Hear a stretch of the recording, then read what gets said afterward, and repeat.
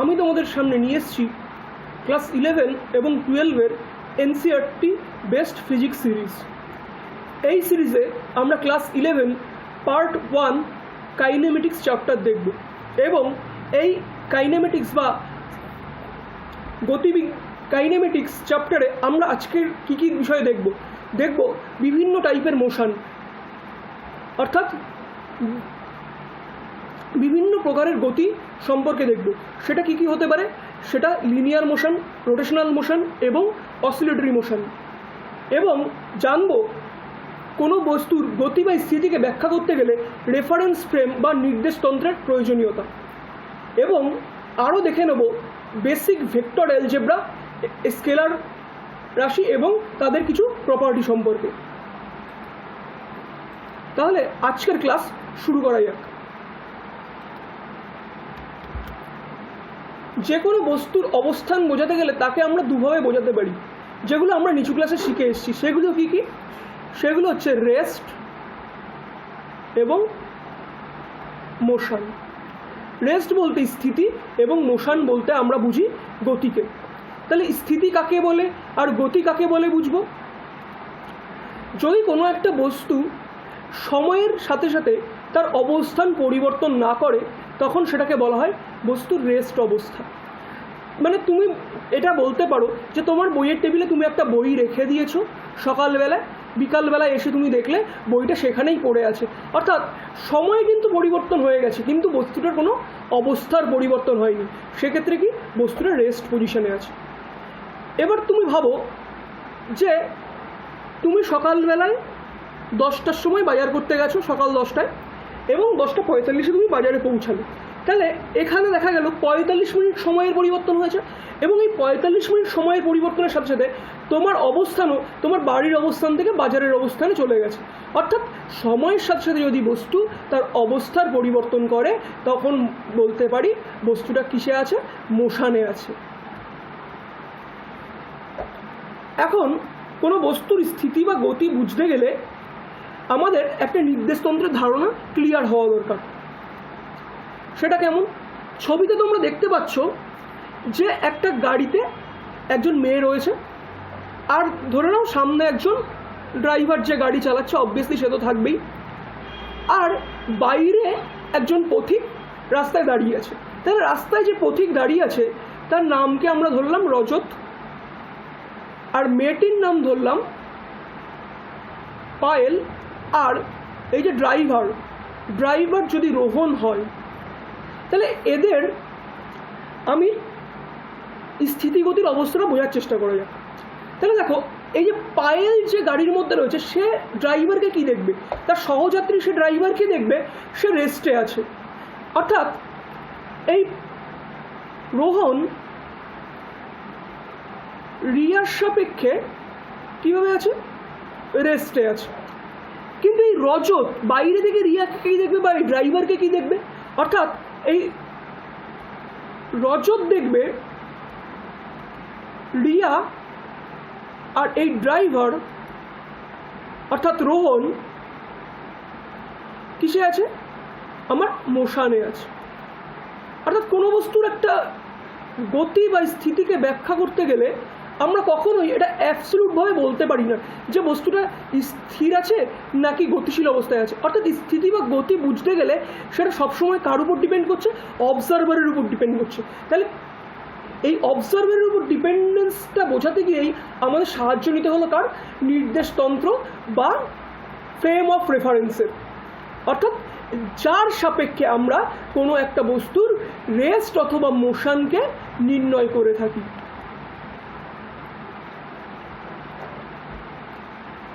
এবার এই যে ফ্রেম অফ রেফারেন্স, এই ফ্রেম অফ রেফারেন্সকে আমরা কতগুলো ভাগে ভাগ করতে পারি, যেগুলো কি কি? 1 নম্বর হচ্ছে কার্টেশিয়ান কোঅর্ডিনেট সিস্টেম।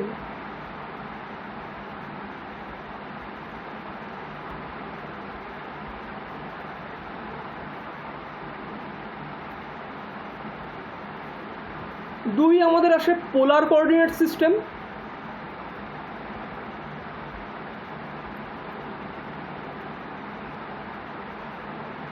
তিন স্ফেরিক্যাল পোলার কোঅর্ডিনেট সিস্টেম আর সিলিন্ড্রিক্যাল পোলার কোঅর্ডিনেট সিস্টেম। কিন্তু আমাদের এখানে বিচার্য বিষয় শুধুমাত্র কার্টেশিয়ান কোঅর্ডিনেট আর পোলার কোঅর্ডিনেট সিস্টেম সম্পর্কে। তাহলে আমরা এবার দেখে নেব কার্টেশিয়ান কোঅর্ডিনেট সিস্টেম সম্পর্কে। তাহলে কোনো একটা বস্তুকে যদি স্পেসে আমরা নির্ণয় করতে চাই তাহলে আমরা কী করে নির্ণয় করতে পারি? কার্টেশিয়ান কোঅর্ডিনেট সিস্টেমে আমরা তিনটে অ্যাক্সিস সিস্টেম নিয়ে নিই, যে অ্যাক্সিসগুলো পরস্পরের সাথে কীভাবে থাকে, 90 ডিগ্রি অ্যাঙ্গেলে থাকে।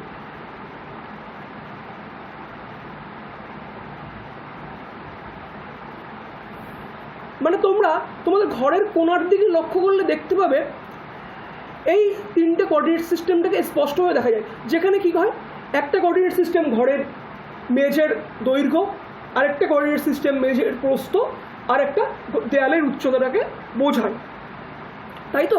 এবার এই ঘরের কর্নারে দাঁড়িয়ে আমি ঘরের মধ্যে যে কোনো জায়গার পজিশনকে নির্ণয় করতে পারি। অর্থাৎ এই যে কোঅর্ডিনেট সিস্টেমটাকে আমরা বলছি কার্টেশিয়ান কোঅর্ডিনেট সিস্টেম। মনে করা যাক কার্টেশিয়ান কোঅর্ডিনেট সিস্টেমের উপর কোনো একটা পয়েন্ট পি আছে। তাহলে এই পি বিন্দুর অবস্থান আমরা কী করে নির্ণয় করি? এই পি বিন্দুর অবস্থান নির্ণয় করতে গেলে আমাদের তিনটে অক্ষের প্রয়োজন। তিনটে অক্ষ কী কী? সেগুলো হচ্ছে এক্স অ্যাক্সিস, ওয়াই অ্যাক্সিস এবং জেড অ্যাক্সিস। এবং এই এক্স ওয়াই জেড অ্যাক্সিসের সাপেক্ষে আমরা পি বিন্দুর স্থানাঙ্ক এখানে নির্ণয় করি, পি এক্স কমা ওয়াই কমা জেড। ওকে, এবারে এই কোঅর্ডিনেট সিস্টেমকে আমরা দুভাগে ভাগ করতে পারি। একটা হচ্ছে right handed Cartesian coordinate system, আর একটা হলো left handed Cartesian coordinate system. দেখো ছবির এই কোঅর্ডিনেট সিস্টেমটার দিকে লক্ষ্য করো, দেখতে পাচ্ছ যে এক্স থেকে যদি আমি ওয়াইয়ের দিকে যাই তাহলে তুমি তোমার হাতের কথা কল্পনা করলে কী ভাববে? যে তুমি বাঁ হাত থেকে ডান হাতের দিকে যাচ্ছ।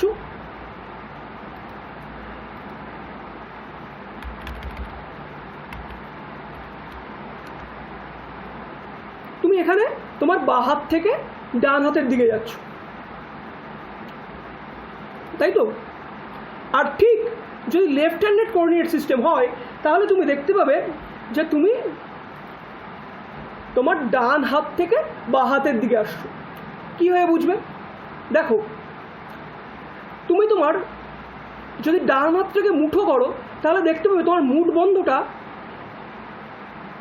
এক্স অক্ষ থেকে ওয়াই অ্যাক্সিসের দিকে আসছে। অর্থাৎ তুমি তোমার বাঁ হাত থেকে ডান হাতের দিকে ঘুরছো, অর্থাৎ অ্যান্টি ক্লকওয়াইজ ঘুরছো। আমি এইভাবে অ্যান্টি ক্লকওয়াইজ ঘুরছি।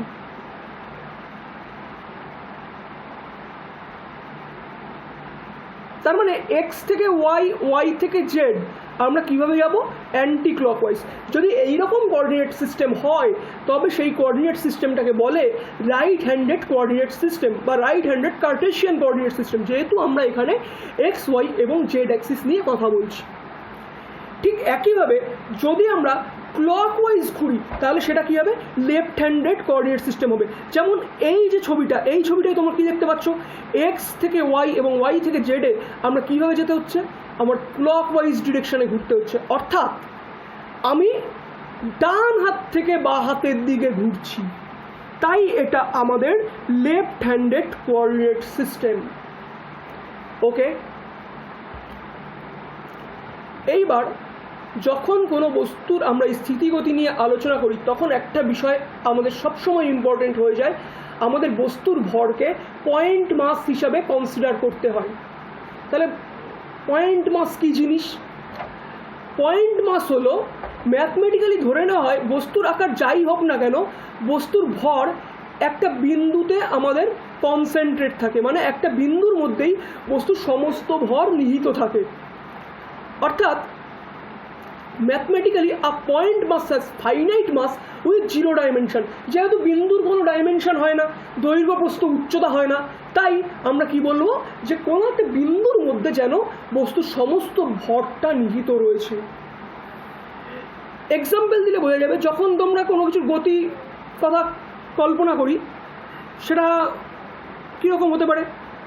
সেটা এরকম হতে পারে যে আমি সূর্যের চারিদিকে পৃথিবীর গতি কল্পনা করছি। তাহলে তুমি একটা কথা বিচার করো যে সূর্যের যে আকৃতি বা সূর্যের যে ব্যাসার্ধ বা পৃথিবীর যে ব্যাসার্ধ সেটার কি এদের মধ্যবর্তী দূরত্বের থেকে অনেক কম।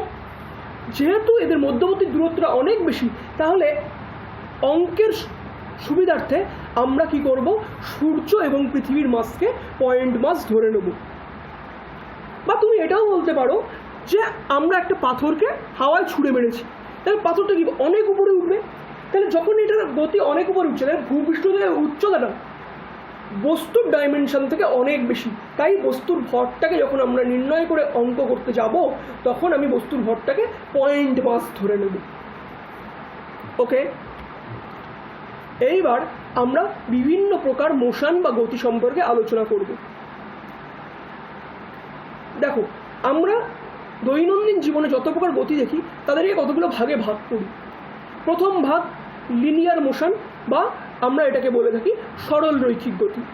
সরল রৈখিক গতি কীভাবে ব্যাখ্যা করব? যদি আমি সেই কার্টেশিয়ান কোঅর্ডিনেট সিস্টেমটার কথাই চিন্তা করি, এক্স ওয়াই জেড, তাহলে এই গতিকে ব্যাখ্যা করতে গেলে আমাদের একটা মাত্র কোঅর্ডিনেটের সাহায্য নিলেই হবে। সেটা এক্স হতে পারে, অর ওয়াই হতে পারে, অর জেড কোঅর্ডিনেট হতে পারে। উদাহরণ কীরকম? একটা অ্যাথলিট রানওয়েতে সোজা দৌড়ে যাচ্ছে, তাহলে সেটা কি? সেটা আমার এক্স অ্যাক্সিস বরাবর 1 কিলোমিটার হতে পারে, যদি 1 কিলোমিটার সে দৌড়ায়। সেটা যদি সে ওয়াই অক্ষ বরাবর দৌড়ায়, সেটা তাহলে ওয়াই অক্ষ বরাবর 1 কিলোমিটার অ্যালং ওয়াই।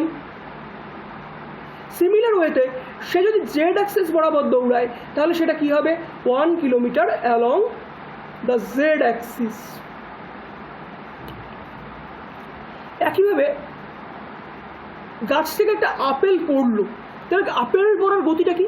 সে একটা নির্দিষ্ট দিক বরাবর পড়ছে। তাহলে এই আপেলের গতিটা ব্যাখ্যা করতে গেলে তাহলে আমাদের একটাই কোঅর্ডিনেট সিস্টেমের দরকার, একটাই কোঅর্ডিনেটের দরকার হবে। সেটা এক্স হতে পারে, ওয়াই হতে পারে, জেড হতে পারে, যেটা দিয়ে আমি আপেলের গতিটাকে নির্ণয় করতে পারবো। ধরে নিলাম এখানে আমি জেড অ্যাক্সিস বরাবরই ধরছি, তাহলে প্রথমে আপেলের পজিশন যদি জেড ইকুয়াল টু 5 হয়, তাহলে শেষে জেডের পজিশন কত হবে? ভূমিতে জেড ইকুয়াল টু 0। তাহলে তোমরা দেখতে পাচ্ছ জেড অ্যাক্সিস বরাবর আপেলটা সরল রেখা বরাবর পড়ছে। তাহলে আপেল পড়ার গতিটাও আমার সরল রৈখিক গতি বা লিনিয়ার মোশন, বা এটাকে আমরা আরও ভালোভাবে বলি রেক্টিলিনিয়ার মোশন। আরও উদাহরণ দিলে বলা যাবে যে কোনো একটা বাক্সকে তুমি ঠেলছো, তাহলে বাক্সর গতিটা কী? একটা সরল রেখা বরাবর হবে। তাই এটা একটা আমাদের লিনিয়ার মোশন। এরপর আসছি সার্কুলার মোশন। যদি কোনো একটা বস্তু একটা সেন্টারকে কেন্দ্র করে তার চারপাশে সার্কুলার পাথে মুভ করে, তখন তার মোশনকে আমরা বলবো সার্কুলার মোশন। তাহলে এই সার্কুলার মোশন অলওয়েজ কোথায় হয়? একটা প্লেনে হয়।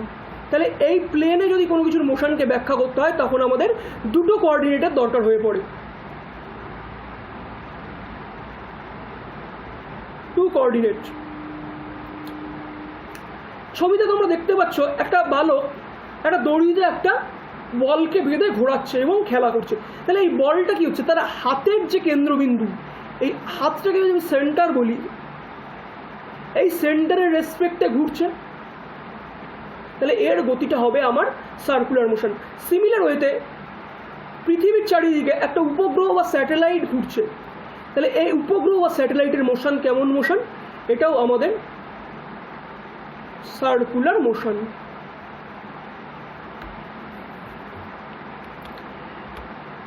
এরপরে আমাদের আরেকটা টাইপ মোশন, যেটা রোটেশনাল মোশন। রোটেশনাল মোশন কি?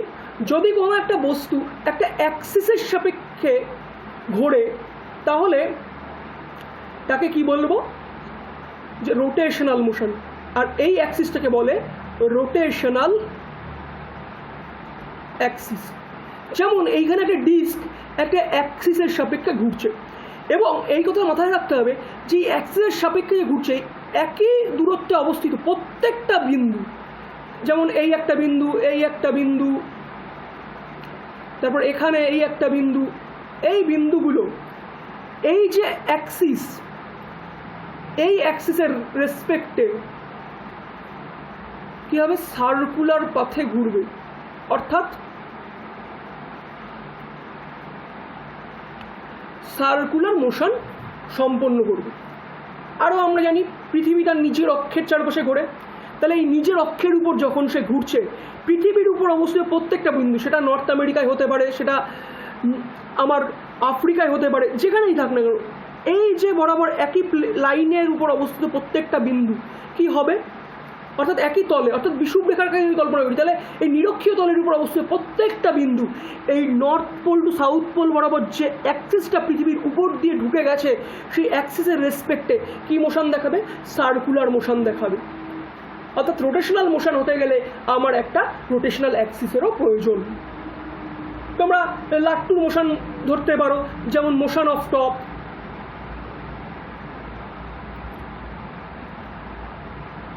Motion of top. এরপর আসছি ভাইব্রেটরি মোশন বা অসিলেটরি মোশন, বা এরও আরেকটা জিনিস নাম দিতে পারি, এর আরেকটা টাইপ হয়, সেটা হচ্ছে সিম্পল হারমোনিক মোশন, যেটা আমরা এই ভাইব্রেটরি মোশনেরই আরেকটা পার্ট, এটা আমরা পরবর্তীকালে পড়ব। যেমন তোমরা একটা গিটারের কথা যদি কল্পনা করো, গিটারের তারটাকে টেনে দিলে তারটা কী হয়? একটা মিন পজিশনের রেসপেক্টে উপর নিচে আন্দোলিত হতে থাকে। তাহলে এই যে ভাইব্রেটরি মোশন, যে বস্তুর উপর অবস্থিত কণাগুলো একটা মিন পজিশনের রেসপেক্টে উপর নিচে আন্দোলিত হবে। যেমন গিটার বা তারের যে ইনস্ট্রুমেন্ট আছে, মিউজিক্যাল ইনস্ট্রুমেন্ট, সেই ইনস্ট্রুমেন্টগুলোতে ভাইব্রেটরি মোশন দেখা যায়। তুমি যদি দোলনায় দোল খাও, তখন কী হয়? দোল খাওয়ার সময় তোমার একটা এই যে এইখান থেকে যে আমি একটা লাইন টানি, তাহলে এই লাইনের রেসপেক্টে এই মেয়েটি একবার এদিকে যাবে, একবার এদিকে যাবে, তাহলে কি হচ্ছে?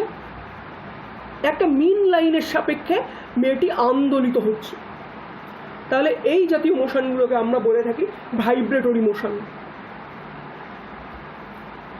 এর পরবর্তীতে আসছি মোশনকে আমরা কোঅর্ডিনেট সিস্টেমের রেসপেক্টে বলতে গেলে 1 ডাইমেনশন, 2 ডাইমেনশন এবং 3 ডাইমেনশন মোশনে ভাগ করে থাকি। যদি 1 ডাইমেনশনাল মোশনের কথা বলি, তাহলে এক্ষেত্রে এই মোশনকে ব্যাখ্যা করতে গেলে আমার কোঅর্ডিনেট দরকার হবে একটা, অর্থাৎ এক্ষেত্রে পার্টিকেলটা একটা স্ট্রেট লাইন বা সরল রেখা বরাবর মুভ করবে। উদাহরণ সাপেক্ষে বলতে পারি যে একটা train straight rail line track বরাবর চলে যাচ্ছে, বা বলতে পারি গাছ থেকে একটা বস্তু গ্রাভিটির টানে নিচে পড়ছে। ছবিতে যদি লক্ষ্য করো, তাহলে তুমি দেখতে পাবে একটা গাড়ি কিছু সময় আগে এ পজিশনে ছিল এবং কিছু সময় পরে সে বি পজিশনে চলে আসলো। সে কোন বরাবর গেল? সে এক্স অ্যাক্সিস বরাবর এ পজিশন থেকে বি পজিশনে গিয়ে পৌঁছালো। তাহলে তার যে গতি, সেটা একটা সরল রেখা বরাবর সম্পন্ন হয়েছে। তাই এই গাড়ির গতিটাকে আমরা বলবো সরল রৈখিক গতি বা মোশন ইন 1 ডাইমেনশন। এরপর আসি মোশন ইন 2 ডাইমেনশন। এটাকে আমরা বলতে পারি motion in plane. Motion in plane.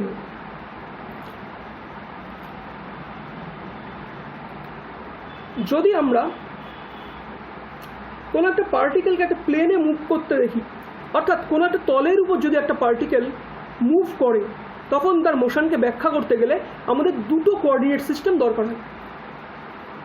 যেমন তোমরা ছবিতে দেখতে পাচ্ছ, একটা পার্টিকেল এই ওয়াইজেড প্লেনের উপর P1 পজিশন থেকে P2 পজিশনে মুভ করছে।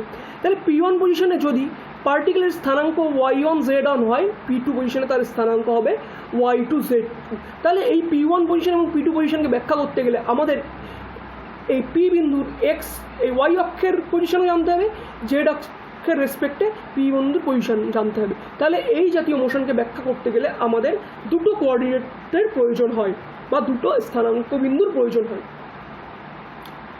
যেমন উদাহরণ দিলে বলতে পারি, তোমরা সে ক্রাম বোর্ডে খেলেছো, তাহলে ক্রাম বোর্ড খেললে ক্রামের যে গুটিগুলো তার পজিশন থেকে ক্রামের প্লেন বরাবর মুভ করে। তাহলে ক্রাম বোর্ডের গুটিটার পজিশন ব্যাখ্যা করতে গেলে আমাকে দুটো কোঅর্ডিনেটের দরকার হয়। তাহলে বলতে পারি motion of A coin on a crumb board. বা মেঝের উপর দিয়ে একটা পিঁপড়ে হেঁটে চলে যাচ্ছে, তাহলে পিঁপড়ের হেঁটে যাওয়া, তাহলে মেঝের উপর পিঁপড়ে হাঁটা, তাহলে মেঝেটা কি একটা প্লেনের উপর হাঁটছে। তাই পিঁপড়ের গতি ব্যাখ্যা করতে গেলেও আমাদের দুটো কোঅর্ডিনেটের দরকার পড়বে। আর third type motion in 3 dimension, অর্থাৎ রিয়েল স্পেসে মোশন।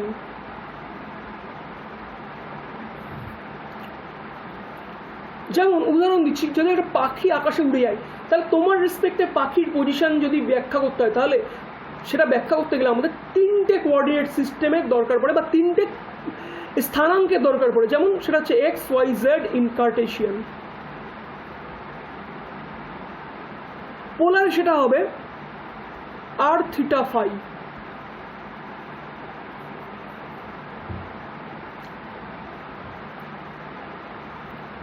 আর যেমন কোনো একটা জারের মধ্যে গ্যাস রাখা আছে, তাহলে গ্যাস মলিকিউলগুলোর মুভমেন্টকে ব্যাখ্যা করতে গেলেও আমার 3টে কোঅর্ডিনেটেরই দরকার পড়ে।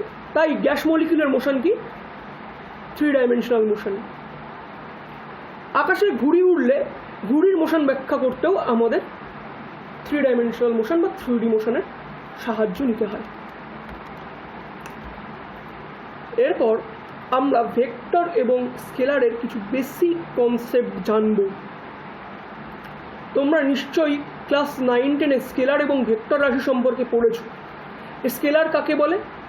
যে ভৌত রাশি বা যে ফিজিক্যাল কোয়ান্টিটিগুলোকে ডেসক্রাইব করা হয় শুধুমাত্র তার মানের রেসপেক্টে, তার ডাইরেকশন বা দিকের কোনো ভূমিকাই কাজে লাগে না।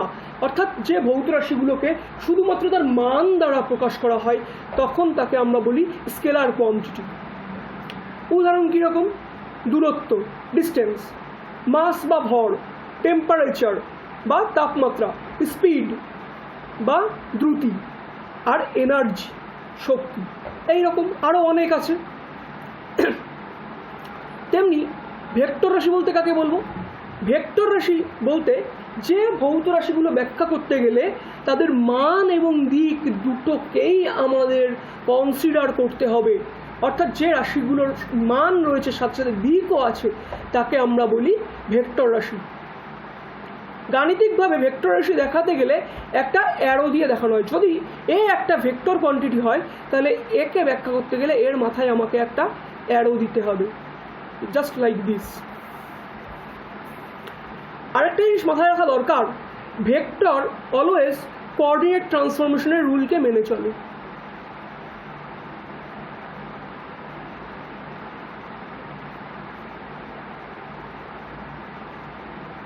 কোঅর্ডিনেট ট্রান্সফর্ম রুলকে মেনে চলে। ভেক্টরের এক্সাম্পল দেবো কী কী?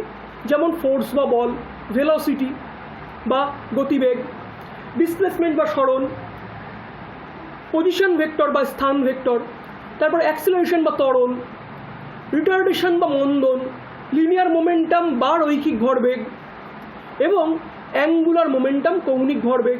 এছাড়াও আছে টর্ক,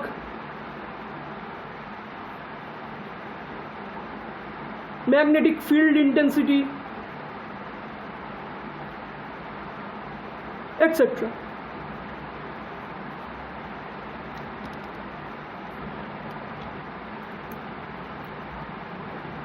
এরপরে ভেক্টরের আমরা কিছু বেসিক কনসেপ্ট আজকে শিখব। যেমন কোনো একটা ভেক্টরের মান কি করে নির্ণয় করতে হয়, অর্থাৎ magnitude of vector. Magnitude of vector কাকে বলে? আমরা তো জানি একটা ভেক্টরের কি আছে, মান এবং দিক আছে। যদি কোনো একটা ভেক্টর শুধুমাত্র মানকে বলি, তাহলে সেটা আর কিছু নয়, ভেক্টরের লেন্থ বা দৈর্ঘ্যকে বোঝায়।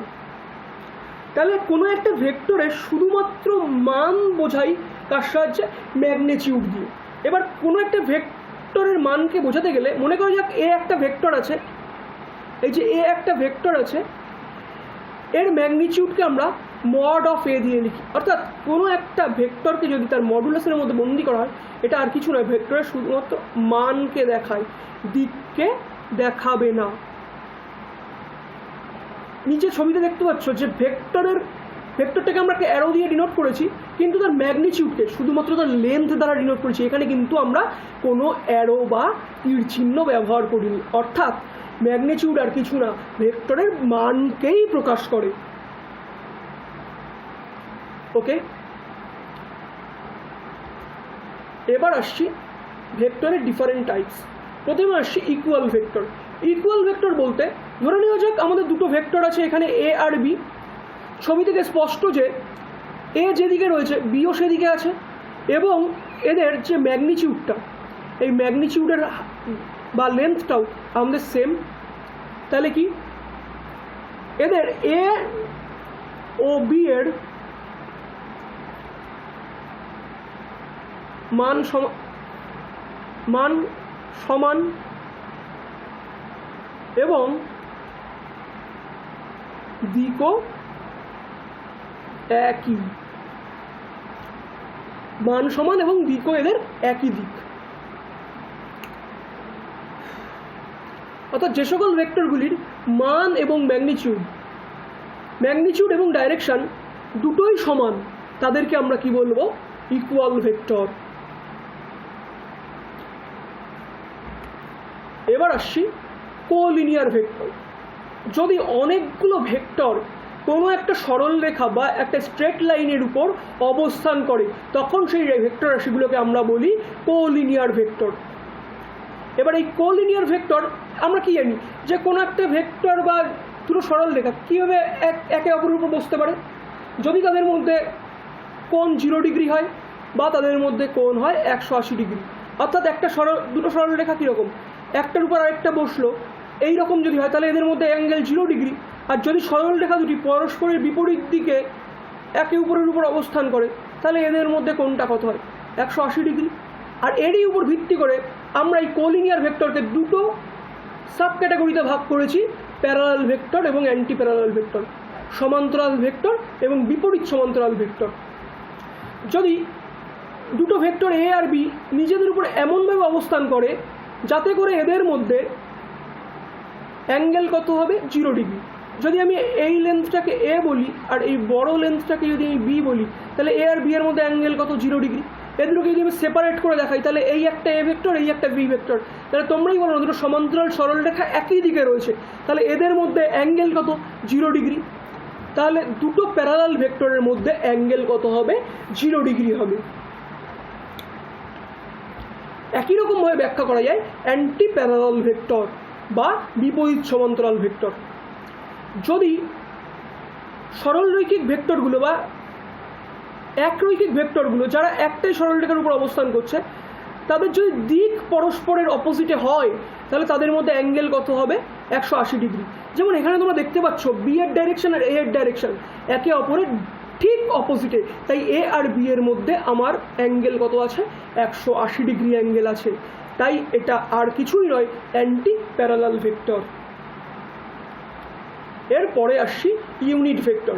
ইউনিট ভেক্টর অর্থাৎ যে ভেক্টর রাশিগুলোর মান বা ম্যাগনিটিউড আমার 1, অর্থাৎ কোনো একটা ভেক্টর যদি এ থাকে, এই এ ভেক্টরটাকে যদি আমি তার ম্যাগনিটিউড দিয়ে ভাগ করে দেই তাহলে এই এ ভেক্টরের ম্যাগনিটিউড কত হয়ে যাবে? এর ম্যাগনিটিউড হয়ে যাবে আমার 1, অর্থাৎ এ ভেক্টরের মান 1 হয়ে যাবে। যেমন আমরা কোনো একটা সংখ্যাকে সেই সংখ্যা দিয়ে ভাগ করলে 1 পাই, তাই এই এ ভেক্টরকে যদি তার মান দিয়ে ভাগ করি তাহলে এ ভেক্টরের মানও হয়ে যায় 1। আর এই ইউনিট ভেক্টর বা একক ভেক্টরকে আমরা এই ভেক্টরের মধ্যে একটা ক্যাপ চিহ্ন দিয়ে দেখাই। তাহলে এই একটা এ ভেক্টর, এ ক্যাপ মানে A vector by modulus of A. আর এই এ ভেক্টর মিনস নাথিং, সেটা হচ্ছে এ ভেক্টরের মান এবং এর ইউনিট ভেক্টরের গুণফল। তাহলে ইউনিট ভেক্টরটা কি ডিনোট করছে? এটাকে আর কিছুই ডিনোট করে না, এটা ভেক্টরের ডাইরেকশনকে ডিনোট করে, অর্থাৎ ভেক্টরটা কোন দিকে কাজ করছে সেটাকে ডিনোট করে। তাহলে ইউনিট ভেক্টর আমাদের ভেক্টরের ডাইরেকশনকে ডিনোট করে।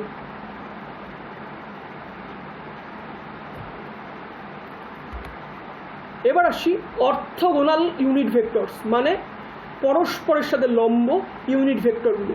যদি আমরা এক্স ওয়াই জেড এক্সিস বরাবর একটা কার্টেশিয়ান কোঅর্ডিনেট সিস্টেমের কনসিডার করি তাহলে এই কার্টেশিয়ান কোঅর্ডিনেটে কোনো একটা পয়েন্ট পি, তার স্থানাঙ্ক আমরা আগে দেখেছি এক্স কমা ওয়াই কমা জেড হবে, এবং এই এক্স অ্যাক্সিস, ওয়াই অ্যাক্সিস এবং জেড অ্যাক্সিস বরাবর সবচেয়ে ক্ষুদ্র ভেক্টরগুলোকে কি বলতে পারি? আমরা তার ইউনিট ভেক্টর বলতে পারি, যেটা শুধুমাত্র এক্স ওয়াই এবং জেড অ্যাক্সিস বরাবর ভেক্টরের দিককে নির্দেশ করে।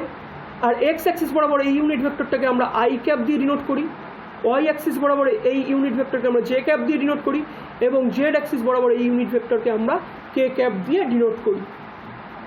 তাহলে what is I cap? I cap unit vector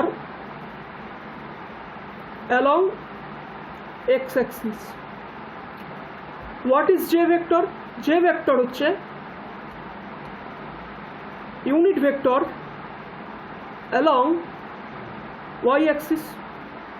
R what is our K cap? K cap is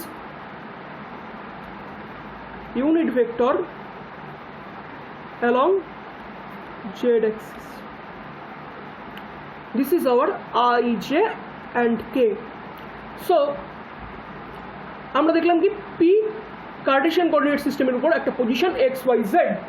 তাহলে যদি আমি O থেকে P বরাবর একটা ভেক্টর বলি, দ্যাট ইজ